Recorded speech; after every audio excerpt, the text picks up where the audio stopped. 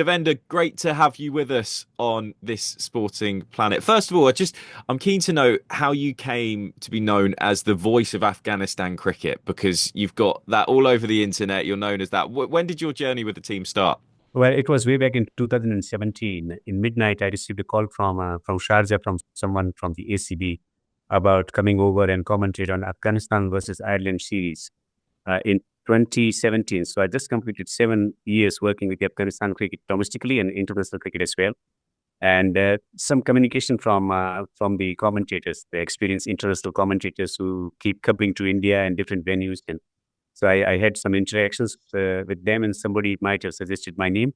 Nobody told me who suggested, basically. And since then, my first experience of working with the Afghan cricketers and the management was excellent, and I wanted to keep that bond going. And I kept going to Kabul, Afghanistan, in sometimes in adverse situations, and I stood for the Afghan cricketers and Afghanistan cricket. So the people, they in return, they gave me love, and they accepted me as a voice they trust in. And whilst you grew up in India, as you say, you spent a lot of time in Afghanistan and particularly in Kabul. What would you say your connection with the country and Kabul as a city is like? It's a great country, mountainous place, Kabul.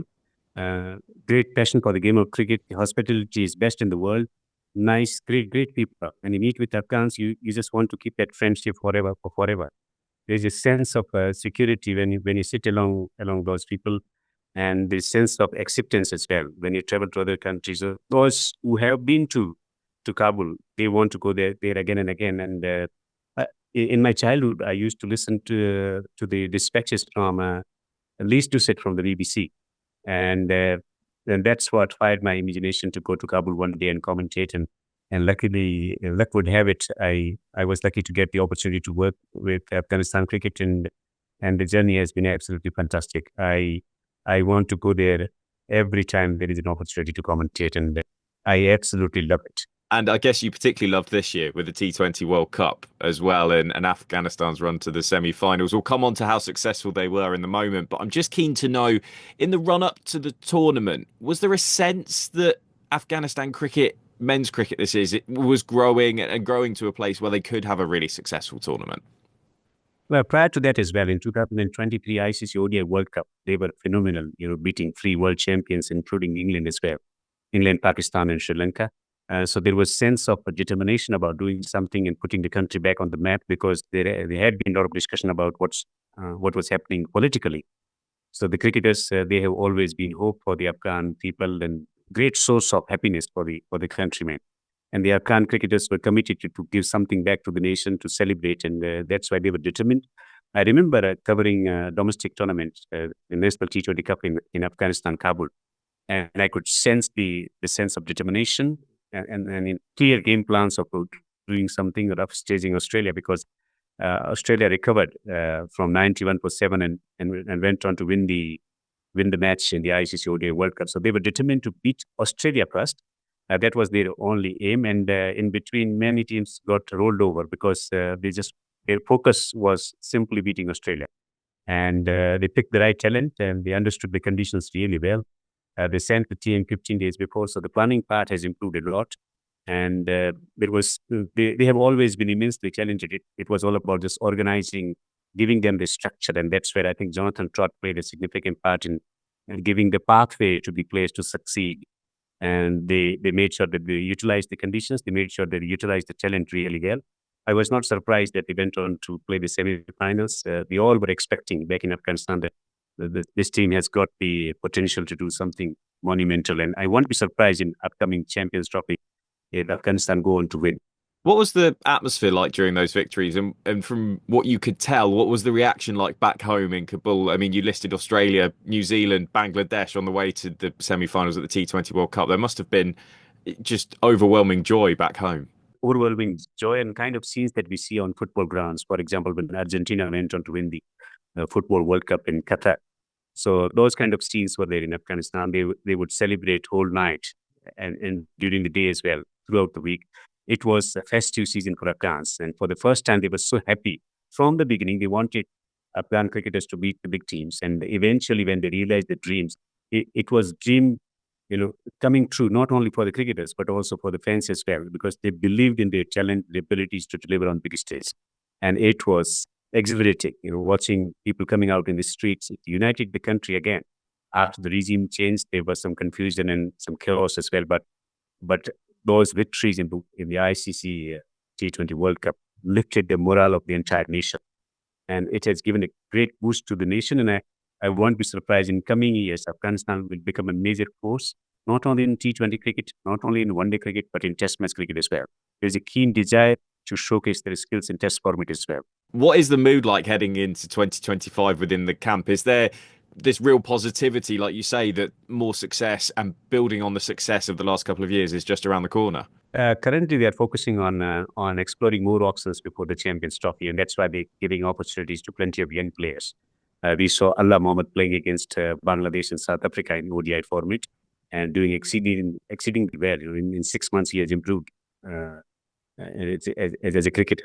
A whole lot of drastic improvement in his game plan and in his skills as well. So there is a conscious approach from the captain and team management and ACB as well to introduce as many youngsters as possible, give them the opportunities and exposure against Zimbabwe, and then see who all they can take to the Champions Trophy, because there are plenty of options where it comes to talent pool. No country can match Afghanistan. Give us an idea then of some of the key players for the national side, maybe some of those more established names, but also younger names. If people are listening to this and get a chance to watch a match involving Afghanistan, who should they be looking out for? They should be looking at Siddiqullah Atal. He was brilliant in the emerging Asia Cup, helping Afghanistan win. He's got, repertoire when it comes to his stroke making ability or assessing the situation and playing accordingly. He's got great head over his shoulders to do the job for Afghanistan for a long period of time.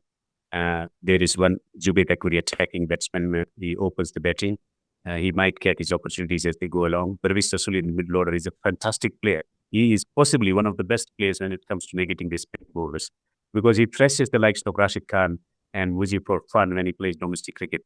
And also many batters who can bat at the top of the order, particularly Abdul Malik, who made his test debut against Zimbabwe, got out for a duck in both innings.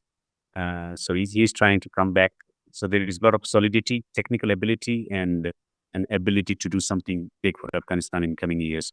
And spin bowling, the whole world knows about the Afghan spinners. They are the factory when it comes to producing quality spinners, and there are at least 20, 25 spinners waiting in the wings to get into the national side. On the T20 World Cup, as an event as a whole, what did you make of that? Particularly, it was the first time that a major ICC tournament was held in America as well. What did you make of that whole event? From an Afghan perspective, it was great tournament, to be honest, because that was the real expectation from Afghans to go on and showcase the world what they got in their ranks, and they showed their culture, they showed their determination, they showed the personalities that the world is looking over. They're quality people, the great people, the Afghan cricketers, terrific human beings, and whenever you meet them, they treat you just like you are the member of the family. And the one good thing about Afghan cricketers is that they nurture the young talent really well. When, for example, Noor coming along the ranks, Allah Mohammed or other players, that's where Rashid and Nabi played significant part in nurturing the young players.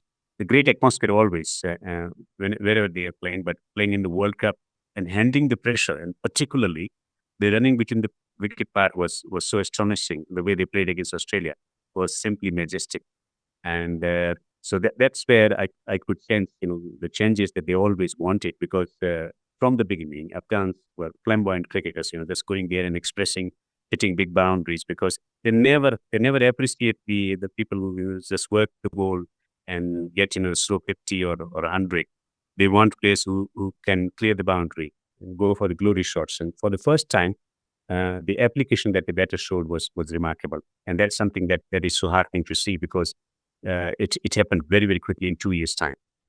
Fantastic. And just finally, Devender, whilst there's lots of positives to talk about when it comes to men's cricket in Afghanistan, the future of women's cricket in the country is looking a lot less certain, isn't it? I mean, the women's side were banned from playing cricket when the Taliban returned to power in 2021. And that was before even they played a competitive match, because they'd only just been awarded contracts, hadn't they, at the back end of 2020. The team fled the country mostly to Australia. What's the latest with the women's cricket in Afghanistan, or at least Afghan female cricketers, and where does female Afghan cricket go next? I think it's going to take time. There's a conscious approach from cricket board and conscious approach from some of the factions, because in the current regime, they want the women's education as well as the sport as well. It is going to take time. It's not going to happen overnight because the country has been into war for 40 years. It's a long duration. And then sudden change in leadership and regime is something that was a shocking experience for Afghan people and administration as well to cope up with all the threats coming in from different parts of the world. So it was important to reconnect and redevelop everything in Afghanistan. And so it's going to take time, but I'm hopeful. What I'm gathering, the different types of conversations taking place across the political spectrum, and as well as the cricket board and players. You may have read on the Twitter, Rashid Khan and Mohammad Nabi expressing their solidarity with the women cricketers and women in general as well. It's a cultural shock for a moment, but I think things will change. It's not going to remain like this. It may take 4 years, 5 years, maybe a decade, but things will change. And it's a cultural aspect. It's a political thing, and the cricket board cannot go against the political system. That is the thing that we have to accept it.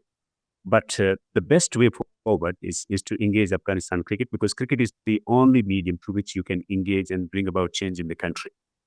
Because everyone knows cricket plays a huge part in keeping the country together, and it's emotion for every citizen of Afghanistan. So cricket is the only way forward, and that's why I think what happened, Australia pulling out of the tour in United Arab Emirates a couple of years back, and that's something that hurt the sentiments of the common people of Afghanistan because they wanted support in difficult times from Cricket Australia.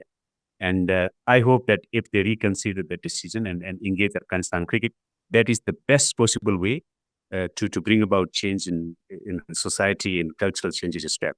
By isolating Afghanistan, nothing is going to happen. It's going to be detrimental for the morale of the country. It's going to be very, very difficult for Afghan people because they suffered a lot in the last 40 years and they want some peace. And that's where they want support from the outside world, particularly encouraging the cricket team, which is showing some tremendous game over the years, and the way they've been able to perform in the last couple of years. I think they are a rising force, and they need some support from the outside world as well.